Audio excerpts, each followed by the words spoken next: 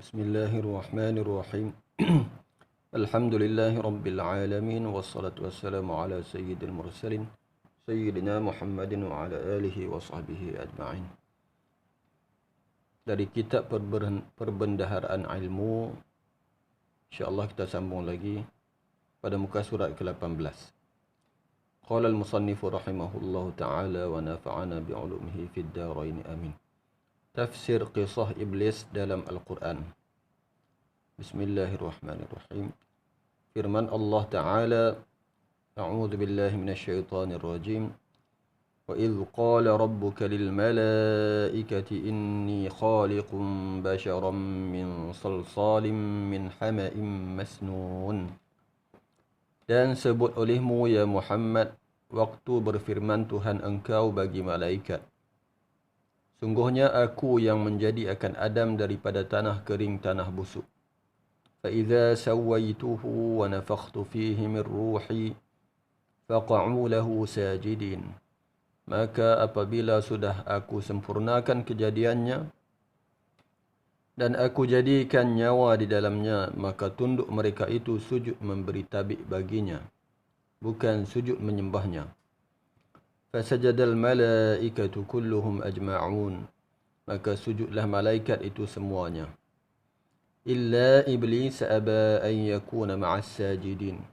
Melainkan iblis enggan ia bersama segala yang sujud-sujud.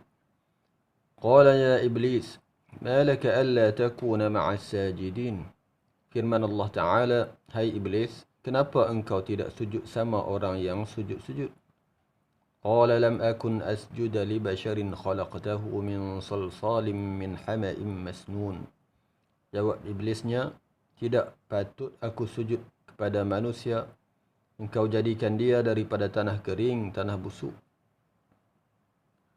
قال فاخرج منها فإنك رجيم. Firmannya, keluar engkau hai iblis daripada syurga, maka sungguhnya engkau itu celaka. وإن عليك اللعنة إلى يوم الدين. Dan sanya atas engkau itu laknatku dan malaikat dan laknat makhluk hingga hari kiamat. Maka terpecatlah ia daripada jawatannya dan turun ia dari pangkatnya. Qala rabbi fa'anzirni ila yaumi yub'atsun. Kata iblis, ya Tuhanku, tangguhkan aku, yakni jangan matikan aku hingga hari kiamat. Qala fa innaka minal munzirin. Firman-Nya Allah Ta'ala, maka sungguhnya engkau daripada orang-orang yang ditangguhkan mati. Ila yaumil waqtil ma'lum. Sampai ke hari kiamat.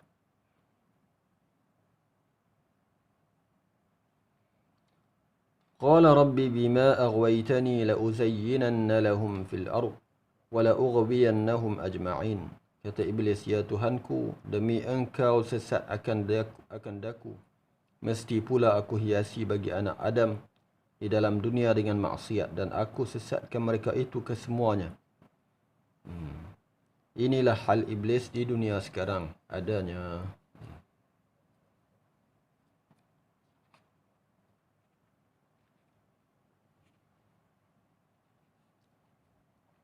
Kataan seterusnya iaitu Ibnu Hanbal. Ialah panggil-panggilan orang bagi Imam Mazhab Hanbali. Panggil-panggilan gelaran. Adalah nama batang tubuhnya Ahmad bin Muhammad bin Hanbal bin Hilal bin Asad bin Idris bin Abdullah bin Hibban bin Abdullah bin Anas bin Auf al-Marwazi. Dizahirkan dia ke dunia, lahir ke dunia di dalam negeri Baghdad pada bulan Rabiul Awal sanah 164 Hijrah. Tahun 164 Hijrah. Adalah Ibn Hanbal itu imam ahli hadis pada masanya. Dikarangnya kitabnya yang bernama Al-Musnad itu. Dihimpunnya di dalamnya hadis Nabi yang tiada bersetentangan dengan orang-orang yang dahulunya.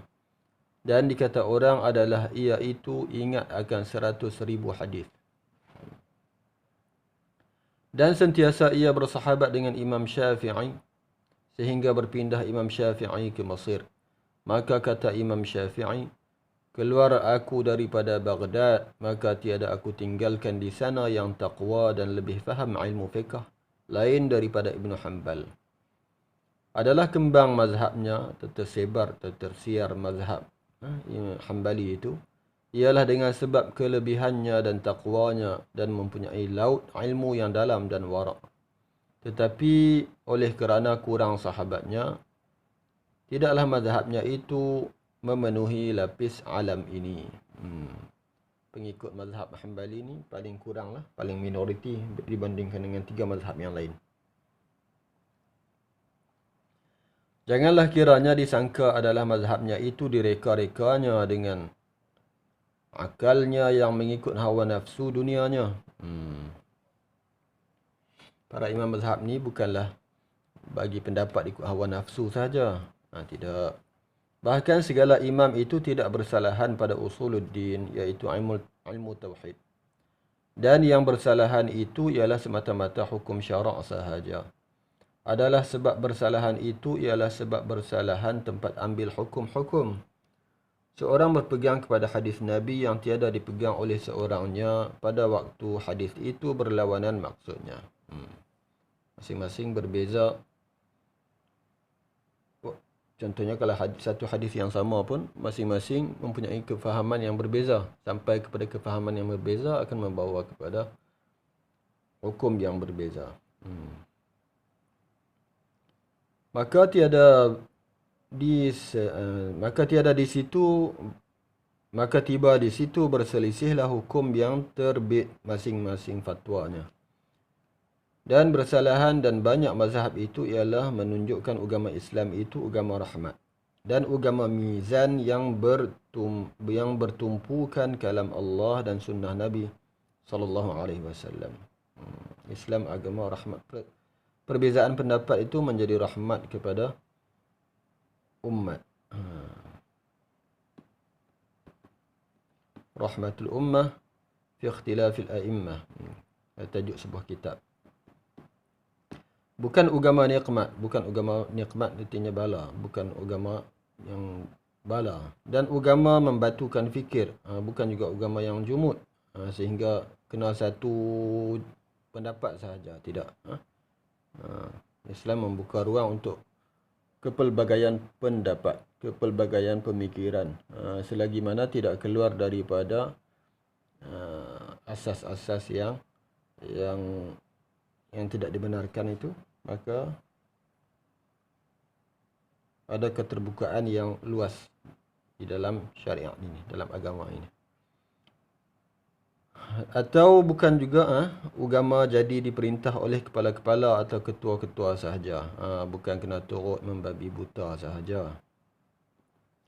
Telah berkata satu ulama Misri dalam kitab kamus besarnya, ulama Mesir, ada satu orang ulama Mesir sebut dalam kitab kamus besarnya pada muka sahifah 133, juzuk yang keempat. Hairan sekali akan setengah ahli fikir. Dia kata, suka ia akan bersatu mazhab. Jadi pengarang ni kata, heran sungguh orang yang hanya nak satu saja, mazhab saja. Dia tak membuka fikiran dia kepada pendapat-pendapat yang lain, yang pelbagai. Dia kata heran sungguh. Dan katanya tidak membawa kepada nikmat dan membatukan fikir dan tidak keluar daripada mizan dan tergelincir daripada jalan Quran dan sunnah Nabi konon. Dan banyak pula orang yang tidak tahu kan hukum, yang tidak tahu kan Islam terbayang-bayang padanya. Imam keempat mazhab itu mendatangkan mazhabnya serta dilazimkannya mengikutnya. Dia kata ada orang yang tidak faham, menganggap bahawa imam mazhab sendirilah yang mendirikan mazhabnya. Kemudian kata ini mazhab saya, mazhab Syafi'i, okey ikut. Semua kena ikut mazhab saya. Ini mazhab saya, mazhab Hanafi, semua kena ikut mazhab saya. Ada juga orang faham macam tu. Tidak, mereka bukan mendirikan mazhab mereka sendiri.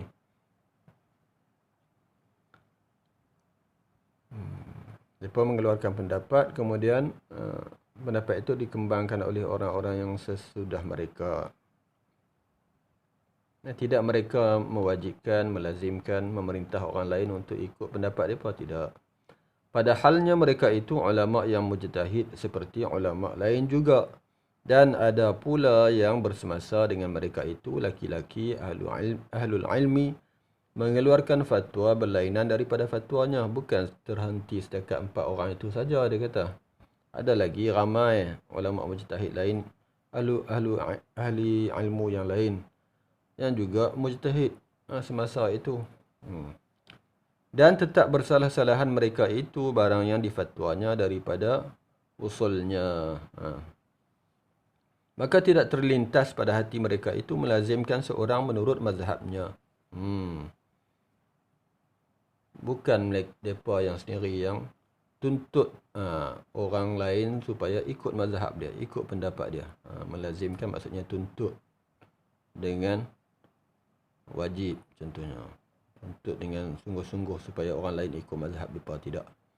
Tetapi sebab timbul satu mazhab tidak timbul yang lainnya ialah kerana kelebihannya dan banyak kembang perkataannya, banyak tersebar perkataan pendapatnya itu, dan kerana didapati akan imam-imam itu tawadhu' dan menjauhkan barang yang dilazimkan seorang mengikut mazhabnya. Lihat kalimah mazhab. Nanti ada penjelasan lagi pada kalimah mazhab. Nak sampai pada huruf mim tu lambat lagi ya. Demikianlah mazhab Imam Ibn Hanbal sampai sekarang jua kembangnya di Mesir, dan ada juga ditetapkan pelajarannya di Sekolah Tinggi Azhar Mesir. Ada diajarkan di Universiti Al-Azhar. Mazhab ni. Ada di universiti-universiti, siapa yang belajar syariah dia akan belajarlah fiqh perbandingan mazhab ni. Fiqh muqaran. Maka Ibn Hanbal itu pada tahun 220 Hijrah kena pukul dan kena penjara ia.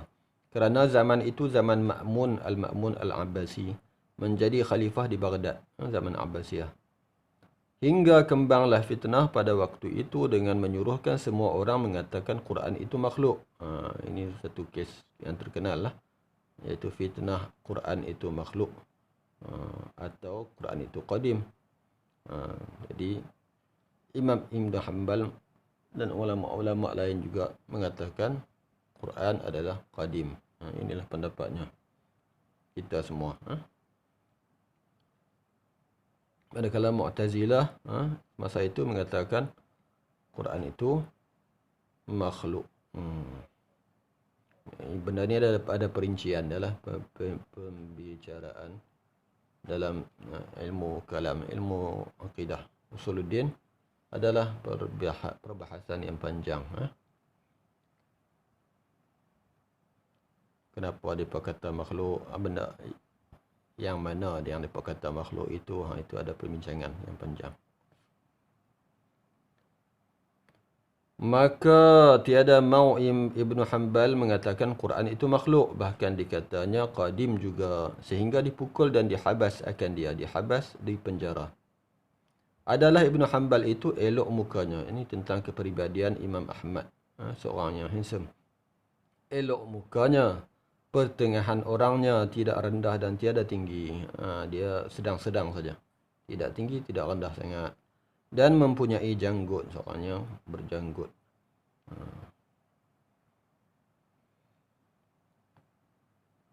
Ada juga orang yang tidak ada janggut. Dia memang jenis tak ada janggut. Biasaan orang Arab, orang Timur Tengah ni berjanggut lah. Telah mengambil hadis daripadanya beberapa jamaah, setengah daripadanya Muhammad bin Ismail Al-Bukhari dan Imam Muslim dan Ibnu Al-Hajjaj An-Naisaburi. Dua imam ini, Imam Bukhari dan Muslim, merupakan anak murid kepada Imam Ahmad bin Hanbal. Wafat ia sanah 241 Hijrah. Meninggal dunia pada tahun 241 Hijrah rahimahullah dalam negeri Baghdad, dan dikuburkan dia di tempat bernama Babu Harbin. Babu Harbin. Masyhur sampai sekarang. Pada zaman Syekh Idris Al-Marbawi mengarang kitab ini, dia kata masih ada lagi kubur beliau itu masyhur sampai lah ni, dia kata. Tapi zaman ni, zaman bila kita sedang membaca kitab ni sekarang ni, tak tahulah bagaimana keadaan di sana. Sebab Iraq itu, Baghdad tu dah beberapa kali mengalami peperangan.